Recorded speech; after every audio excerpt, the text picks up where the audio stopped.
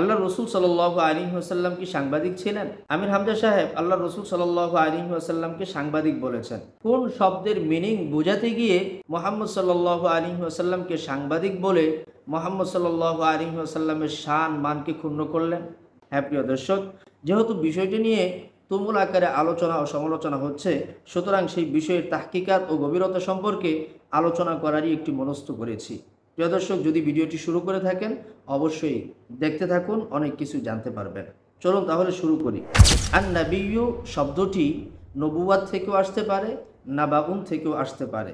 তবে পরিধানযোগ্য যেই মতামত সেটি হচ্ছে নবুওয়াতুন শব্দ থেকেই আর নাবিয়্যু শব্দটি এসেছে। প্রিয় ভাইয়েরা আমার, নাবাউন এটি হচ্ছে মাহমুজুল আম এবং নবুওয়াতুন এটি হচ্ছে মুতাল। অনেক ওলামায়ে কেরাম যারা মাদ্রাসায় পড়ো তারা এর পার্থক্য বুঝতে পারবেন, জেনারেল শিক্ষিত যারা আছেন তারা বুঝবেন না। তো প্রিয় দর্শক, একজন ব্যক্তি যদি ভার্সিটিতে পড়াশোনা করে থাকে তাহলে সেই ব্যক্তিও সম্ভবত এই নাবাউন এবং নবুওয়াতুন এই দুটি শব্দের পার্থক্য তেমন একটা বুঝতে পারবে না। হ্যাঁ প্রিয় দর্শক, যেই ব্যক্তি এই বিষয় নিয়ে আলোচনা করেছে, যিনি মুহাম্মদ সাল্লাল্লাহু আলাইহি ওয়াসাল্লামকে সাংবাদিক আখ্যা দিয়েছে, তিনি নিজেই মুখ থেকে বলেছেন তিনি হচ্ছেন ভার্সিটির মাল। আমার কাছে হুজুর কিছু জানে না, হুজুর ভার্সিটির মাল, সব খবর হুজুরের কাছে আছে। প্রিয় দর্শক, আমি সেদিকে যাচ্ছি না। বাকি কথা হচ্ছে যে শাব্দিক এলেম, লুগাবি এলম যার ভিতরে নেই, সেই ব্যক্তি এ ধরনের তাফসির রায় তথা নিজের মতামতকে কোরআনুল কারীম বা হাদিস ইত্যাদি ইত্যাদি বিষয়বস্তু নিয়ে নিজের মতামতকে মানুষের সামনে প্রচার প্রসার ঘটানো একদমই উচিত নয়, কারণ লুগাবি এলম ওনার ভিতরে নেই। প্রিয় দর্শক, আমি সেদিকেও যাচ্ছি না, শুধু শব্দের পার্থক্যগুলো আমি আপনাদেরকে দেখানোর জন্য বসেছি। দেখুন, নাবাউন এটি হচ্ছে মাহমুজুল আম, শেষে হামজা আছে। তো নাবাউন এর অর্থ হচ্ছে সংবাদ, বার্তা, গুরুত্বপূর্ণ খবর। আর নবুওয়াতুন বা নাবাওয়াতুন এর অর্থ হচ্ছে উচ্চ মর্যাদা, সম্মান, উত্তোলন ইত্যাদি। এখন এই যে দুটি দিক থেকে কিন্তু নাবিয়্যুন শব্দটি মুশতাক হয়, নাবিয়্যুন শব্দটি আসে। তো এই কোন শব্দ থেকে নাবিয়্যুন শব্দটি মুশতাক হয়েছে এ নিয়ে উলামা হজরতদের মধ্যে একটু মতভেদ আছে। তো দেখুন, প্রথমত নাবিয়্যুন শব্দটি যদি নাবাউন থেকে মুশতাক বা নাবাউন থেকে আমরা গ্রহণ করে থাকি, তাহলে এর অর্থ হবে সংবাদ দেয়া, খবর প্রদান করা ব্যক্তি, অর্থাৎ যিনি খবর প্রদান করে থাকেন। এটি হচ্ছে শাব্দিক অর্থ, ইস্তেলাহি বা পারিভাষিক কোনো অর্থ না। তো নবী সংবাদ বাহক, অর্থাৎ যিনি আল্লাহর পক্ষ থেকে গুরুত্বপূর্ণ সংবাদ তথা ওহী পৌঁছে দেন তাকে নবী বলা হয়। কোন শব্দ থেকে নিচ্ছি? নাবাউন থেকে নিচ্ছি। যিনি আল্লাহর পক্ষ থেকে ওহী পৌঁছে দেন তাকে বলা হয় নবী, নাবাউন থেকেই।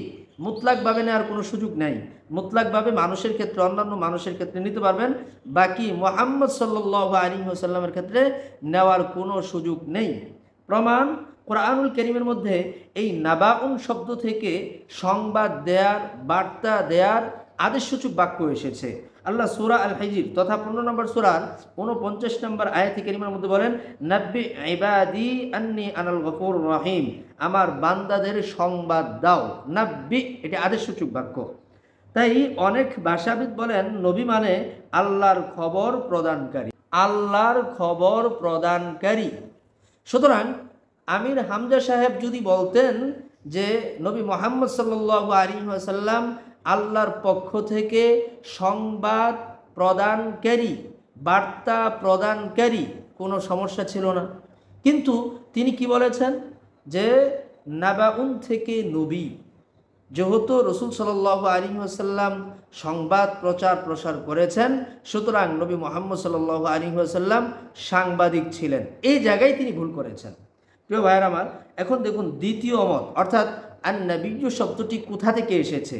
দ্বিতীয় মত, নবী উচ্চ মর্যাদা সম্পন্ন একজন ব্যক্তিকেই তো নবী বলা হয়, সাধারণ কোনো ব্যক্তিকে নবী বলা হয় না। তো দেখুন, নাবিয়্যুন শব্দটি নবুওয়াত তথা উচ্চ মর্যাদা, উচ্চতা ইত্যাদি বোঝানোর জন্য আসে।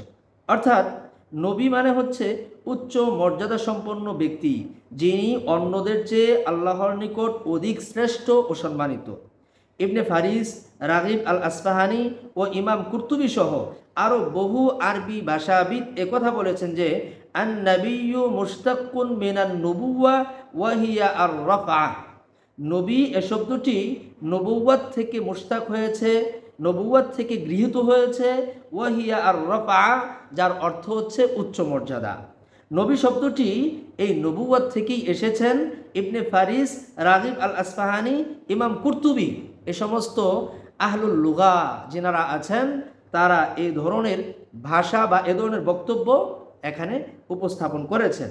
তো আমরা যদি লুগাবি মিনিং বুঝতে চাই তাহলে দেখতে পাই নবী কাকে বলে? আল মুখবিরু আনিল্লাহ, আল্লাহর পক্ষ থেকে যিনি সংবাদ দেন তাকে নবী বলা হয়। মুতলাক তথা জেনারেলিভাবে নবী মানে সংবাদদাতা, সাংবাদিক ইত্যাদি ইত্যাদি বলা মোটেও উচিত নয় যে নবী মুহাম্মদ সাল্লাল্লাহু আলাইহি ওয়াসাল্লাম একজন সাংবাদিক ছিলেন। লা হাওলা ওয়ালা কুওয়াতা ইল্লা বিল্লাহ। এবার আমরা দেখব ইসতিলাহি তারিফ, ইসতিলাহি সংজ্ঞা।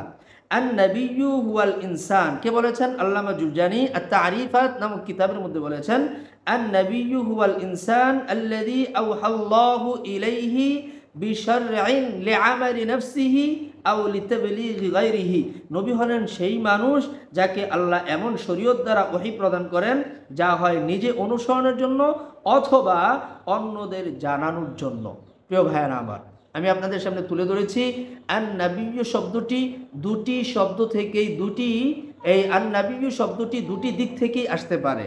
নবুওয়াত থেকেও আসতে পারে, নাবাউন থেকেও আসতে পারে। যদি নাবাউন থেকেও আসে তথাপিও নবী মুহাম্মদ সাল্লাল্লাহু আলাইহি সাল্লামকে সাংবাদিক আখ্যা দেওয়াটা এটা জেহলত, এটা অজ্ঞতা। আপনি বলতে পারেন আল মুখবিরু আনিল্লাহ, সাংবাদিক কেন বলবেন? আপনি মুতলাকভাবে জেনারেলভাবে আল্লাহর রসুলকে সাংবাদিক কেন বলতে যাবেন? আপনি সংবাদ বার্তা সেই শব্দের মধ্যে আছে বলেই আপনি রসুলকে সাংবাদিক বলে দিবেন জেনারেলভাবে? এটা আপনার ভুল হয়েছে। আমি কটু কথা বলি নাই, বরং যেটা ভুল করেছেন সেই ভুলটা আমি তুলে ধরেছি। বাংলাদেশের অসংখ্য অগণিত উলামায়ে কেরাম এ ব্যাপারে কথাবার্তা বলতে শুরু করেছেন। দয়া করে আল্লাহকে ওয়াস্তে যদি আপনি সত্যিকার অর্থে একজন মুসলিম হয়ে থাকেন, সকল জাতির কাছে মাফ চান, ক্ষমা চান, আল্লাহর কাছে তওবা করেন। আসসালামু আলাইকুম ওয়া রাহমাতুল্লাহ।